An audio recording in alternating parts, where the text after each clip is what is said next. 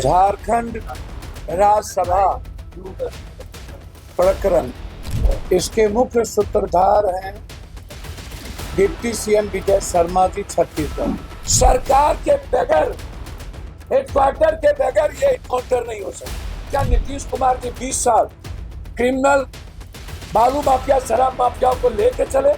इस पर horse trading का मुकदमा चलना चाहिए, इसकी जांच होनी चाहिए, इंक्वायरी हो और कांग्रेस और जीएमएम को अविलंब आरजेडी को गठबंधन से निकालना चाहिए। बिहार की राजनीति से इस वक्त की एक बहुत बड़ी खबर सामने आ रही है, जहां पूर्णिया से निर्दलीय सांसद पप्पू यादव ने भारतीय जनता पार्टी पर एक बड़ा और तीखा हमला बोला है। पप्पू यादव ने राज्यसभा चुनाव के दौरान बिहार में कथित ऑपरेशन लोटस का आरोप लगाते हुए सियासी गलियाराओं में हलचल तेज कर दी है।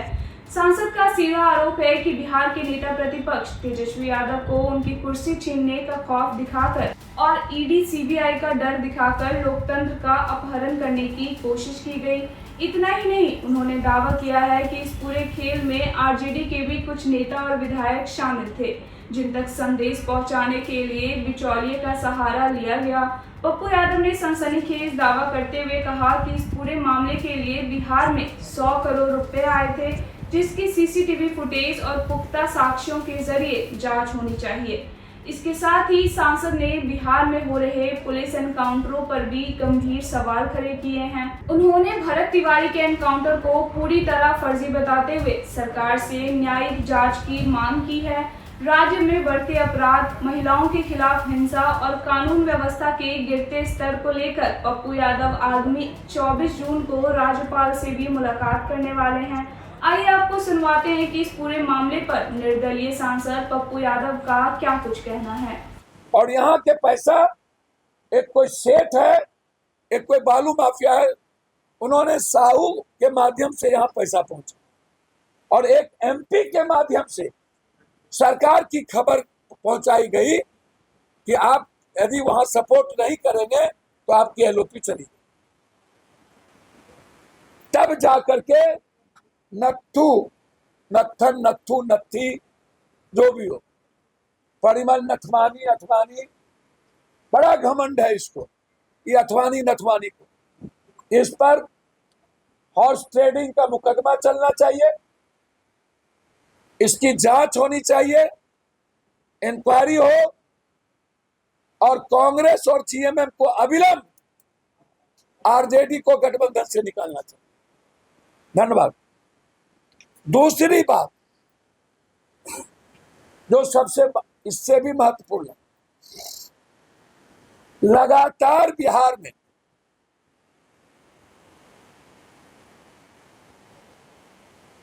पूरी इनकाउंटर की मैं जांच चाहता हूं। ये वही धरहर जमुनिया है जहां गांव कटा था, अकेला पप्पू यादव वहां पहुंचा था, जहां हम डूब रहे थे, जहां लाखों रुपया हमने मदद की, जहां 4 बार लोकसभा में हमने मामला उठाया और वो धरहर जमुनिया कोई नहीं पहुंचा था, एक नेता ने। आज जातीय आधार पर मैं मानता हूं वो क्रिमिनल नहीं था, वो शूटर नहीं था, वो गैंग नहीं चलाता था।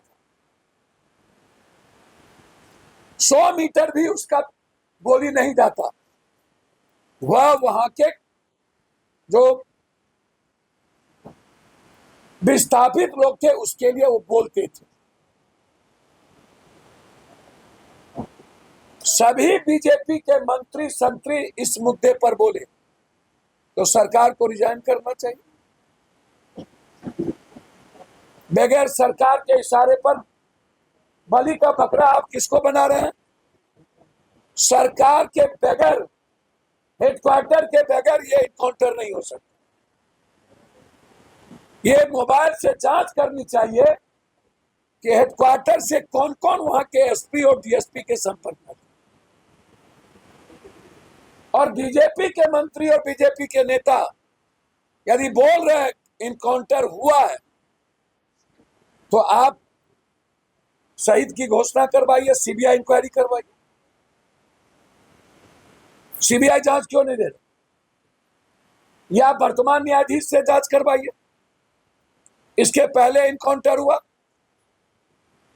सीमान में 3 एनकाउंटर हुए, सोनू, छोटू, एक और लड़के का, वो भी गलत था। फिर यहां पर पैर में गोली लगी, एक टीचर को मारने वाले को, एक ज्वेलरी को डकैती करने वाले को, वो भी गलत था।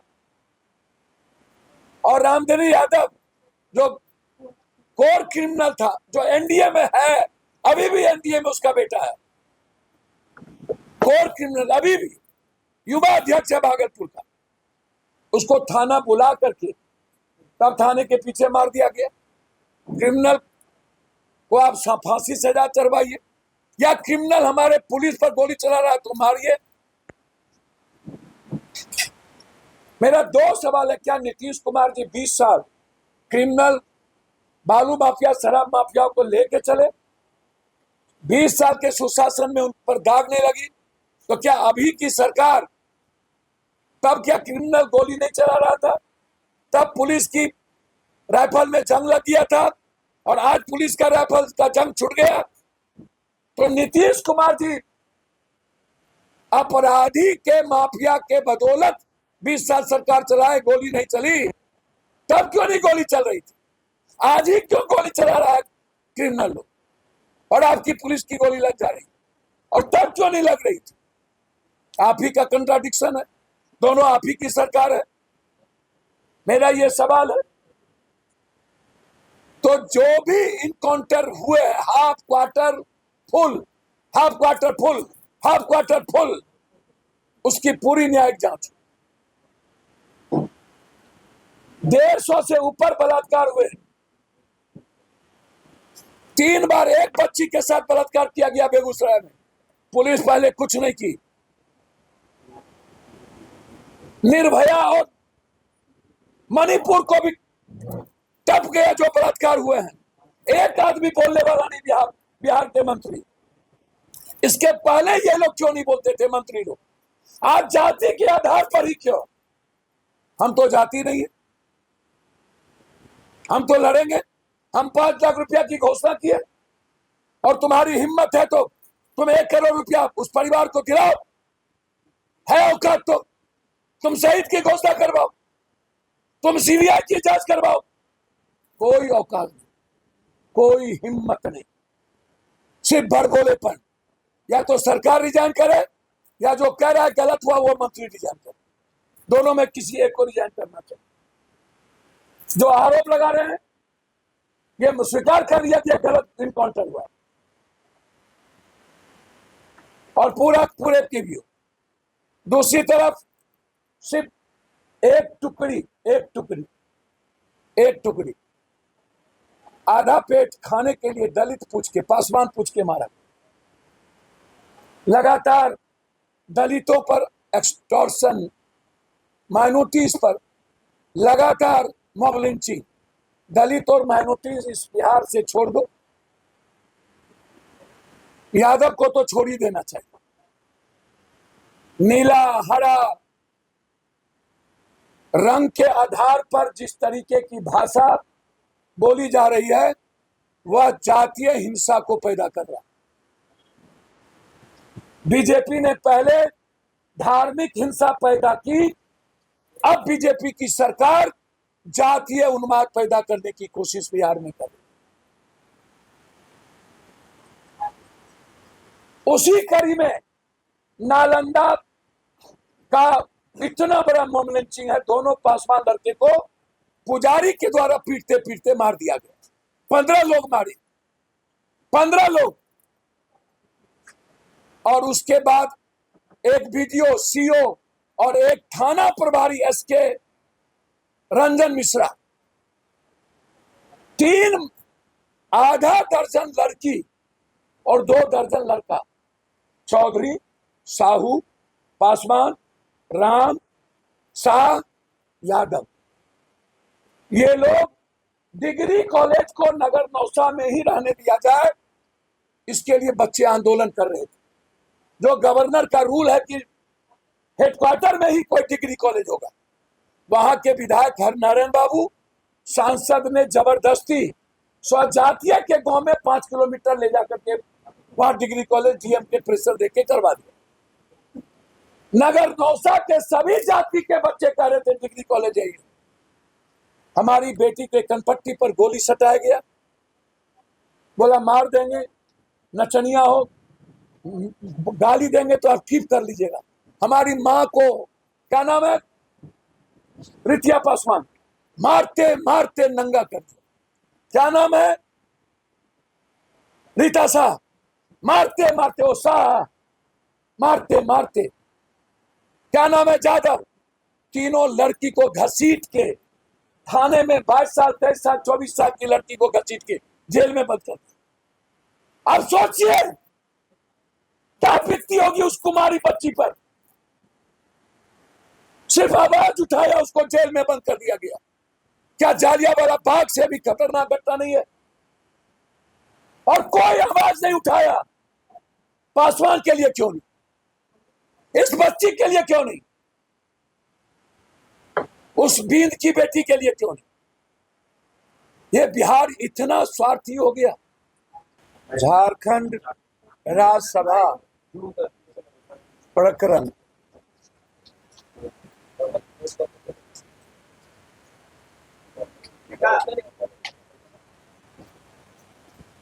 इसके मुख्य सूत्रधार हैं डिप्टी सीएम विजय शर्मा जी छत्तीसगढ़,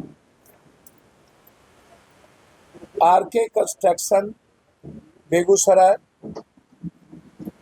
जो गया और रांची रेलवे स्टेशन को मॉडिफिकेशन कर रहे हैं, बड़ा कॉन्ट्रैक्टर हैं, एक मंत्री के नजदीकी। तीसरा है शिवनाथ साहू, जो बड़े बस कंपनी बिजनेसमैन है छत्तीसगढ़ के। आरके कंस्ट्रक्शन के मालिक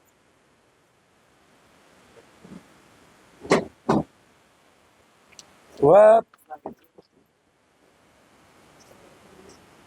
एक ही होटल में ठहरे थे, एक ही होटल में। विजय शर्मा डिप्टी सीएम, ये दोनों आदमी, और एक है निजामुद्दीन एक्स एमएलए जीएमएम, वो 19 नंबर रूम में ठहरे थे, गेस्ट हाउस सरकार।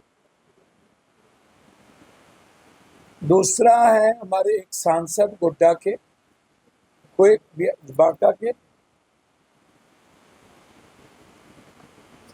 तीसरा है कोई महासेठ, जो आरजेडी से, हमको नहीं नाम पता,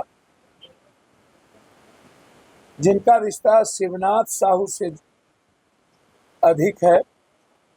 और एक है कोयला माफिया, जिसके यहाँ ईडी का रेड हुआ था, लाल, धनबाद के, रेडिसन ब्लू स्टार में ठहरे थे। और एक है कोई मनोज मंडल नाम का आदमी, जो बीजेपी दफ्तर में ठहरा रांची। और वही निजामुद्दीन,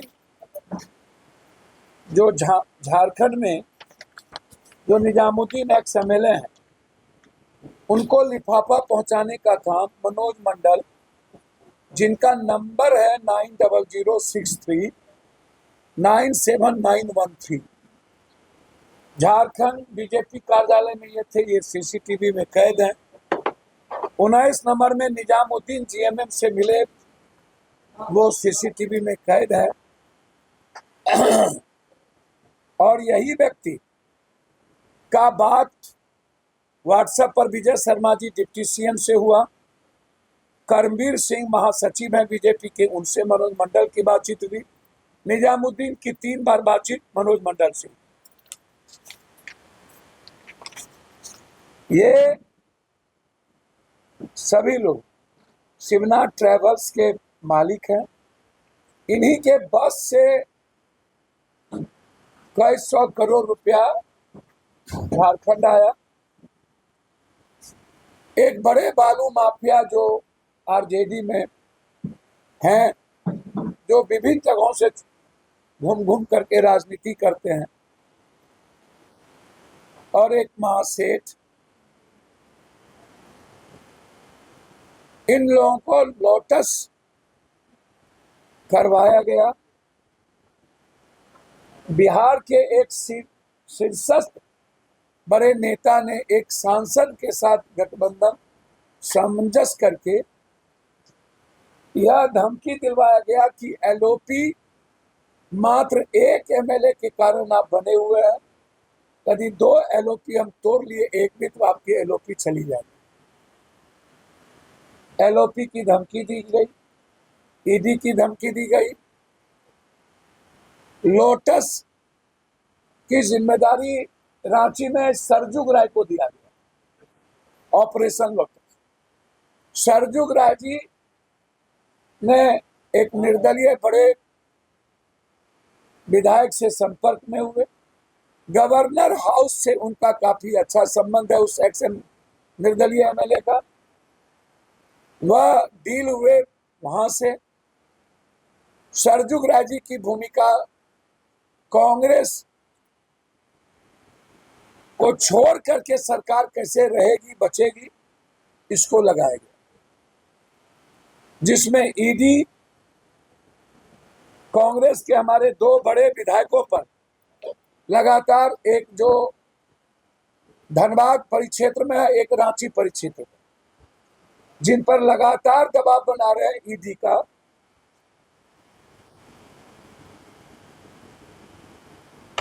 वामपंथी पार्टी ने वोट नहीं दिया, लेकिन उनका वोट वैलिड नहीं।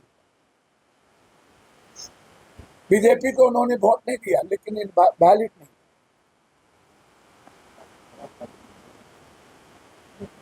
रामगढ़ पटेल चौक पर यही मनोज मंडल 3 लिफाफा पहुंचाया, और यही मनोज मंडल निजामुद्दीन जी को 3 लिफाफा पहुंचाया। यही मनोज मंडल, जिनका नाम आपको मैंने दिया। और छत्तीसगढ़ से लगभग 100 करोड़ रुपया पटना आया। उनका नाम अभी नहीं खोलूंगा, माध्यम कौन है। और एक सांसद, 2 सांसद आरजेडी के रेडार पर हैं, कभी भी वो बीजेपी उसको तोड़ सकती। इसीलिए बीजेपी ना तोड़े, एलओपी ना जाए, ईडी से सुरक्षित रहे। इन सारे मुद्दों को लेकर पूरी पार्टी को सेकुलरिज्म के साथ खिलवाड़ किया गया, लोकतंत्र को खत्म किया गया। यही यहां लालू यादव होते तो वो मरना पसंद करते, लेकिन अपनी पार्टी को, अपने मंत्री को, अध्यक्ष को, मंत्री का क्या दोष? मंत्री बगैर नेतृत्व का वोट दे ही नहीं सकता। मंत्री बगैर, अध्यक्ष बगैर नेतृत्व के कह नहीं जा सकते। और ये सारा डर पटना को दिखाया गया। और वो 3 लिफाफा जो मनोज मंडल के द्वारा पहुंची, वो सीसीटीवी फुटेज में बीजेपी कार्यालय में भी आप उसका फोटो निकाल सकते हैं, और निजामुद्दीन में भी निकाल सकते हैं, और रामगढ़ चौक पर भी निकाल सकते हैं। हम लोग मानवाधिकार जा रहे हैं। 24 को गवर्नर साहब से मिलेंगे, वो अभी बाहर हैं। और नगर नौसा से बिहार शरीफ, नगर नौसा की इतनी बड़ी जालियांवाला हादसा, 40 बच्चे को जेल भेज दिया, शाह, पासवान, राम और यादव को, और सबको कहा दिया कि भरत तिवारी की तरह घटना कर देंगे। रिकॉर्ड है, बच्ची को जो पीटा जा रहा है थाना में, उसका रिकॉर्ड है। जो कनपट्टी में रिवॉल्वर सटा गया है छोटी बच्ची को, उसका रिकॉर्ड है। कल हम गए तो पुलिस देख करके बाप रे बाप, मार देगा मार देगा, ऐसे करने लगी वो बच्ची। पुलिस आ गया, मार देगा मार देगा मार देगा, मम्मी मार देगा, ऐसे कर रही थी वो बच्ची। अब सोचिए आतंक, एक तरफ गुंडा राज, एक तरफ पुलिस का गुंडा, 2 गुंडा राज। जबरदस्ती मार दो, जबरदस्ती घर ढुक जाओ, जबरदस्ती केस न लो, जबरदस्ती बलात्कारी का केस दब, बलात्कारियों को बचाओ, बेटी का केस ना लो। इतना ही नहीं, इतनी लाठी चली, हमारी बच्ची और परिवार के लोग इलाज करने के लिए जब नगर नौसा अस्पताल में गए तो वहां से भगा दिया गया, इंजोरी नहीं किया गया, दवाई नहीं दिया गया। वहां के हॉस्पिटल के डॉक्टरों ने मां बहन करके गाली दी, सब लोग प्राइवेट में जाके करा। इतना आतंक है वहां के थाना प्रभारी का। वहां का थाना प्रभारी अविलंब सस्पेंड हो, बीडीओ और सीओ डिस्चार्ज हो। हम पदयात्रा करेंगे नगर नौसा से भी कलेक्टेरिएट और जमुनिया से आरा। न्याय नहीं मिलेगा तो पदयात्रा भी होगी, न्याय नहीं मिलेगा तो बिहार बंद भी करेंगे।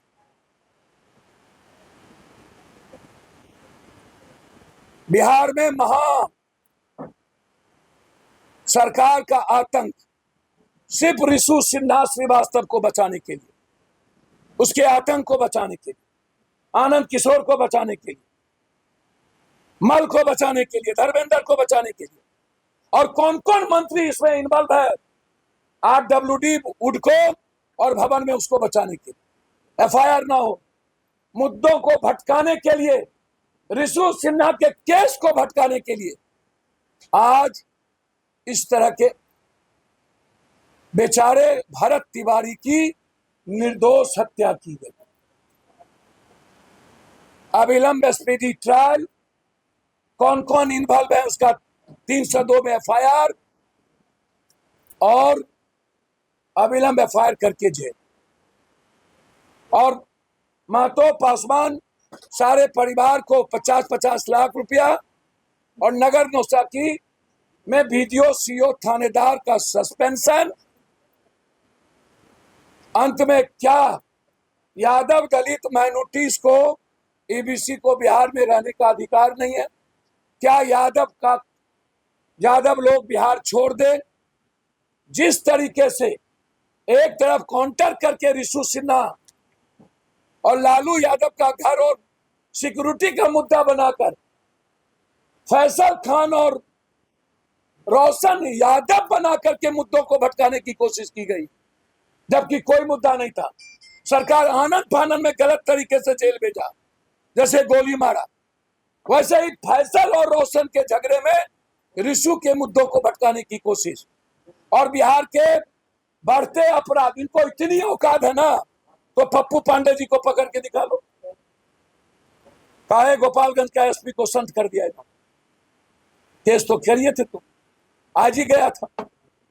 आनंदा पर भी तुमने केस किया था गलत तरीके से, नाच का कोई नहीं। हाँ, राइफल गलत थी, यदि राइफल में नाच हो रहा था तो वो गलत था, लेकिन नाच देखना गुनाह नहीं था। केस तो किए थे आपने, तो हाईकोर्ट तक जाने का मौका दिया। रोशन को तो 1 मिनट में गिरफ्तार कर लिया।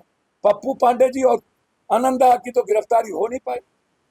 आपकी तो औकात नहीं है, हिम्मत नहीं है, हैसियत भी नहीं है किसी। सिर्फ पप्पू यादव को आप मरवा सकते हो, पप्पू यादव को आप जेल भेज सकते हो, जितना गोली मारना हो खाएंगे। हम सुप्रीम कोर्ट और हाई कोर्ट में लिख के दे चुके हैं 3 बड़े अफसर और 1 बड़े नेता का नाम कि कौन कौन मुझे मरवा सकता है। मैं लिफाफा भेज चुका हूं चीफ जस्टिस ऑफ इंडिया और भारत सरकार को, और स्पीकर को लिख के दे चुका हूं। जब तक बच्ची के बलात्कार का घट नहीं रुकेगा, जब तक दलित और माइनॉरिटीज का एक्सटॉर्शन नहीं रुकेगा, मॉब लिंचिंग नहीं रुकेगा, जब तक इसके गलत इनकाउंटर होते रहेंगे, जब तक भरत तिवारी को न्याय नहीं मिलेगा, तब तक पप्पू यादव की लड़ाई जारी रहेगी। धन्यवाद।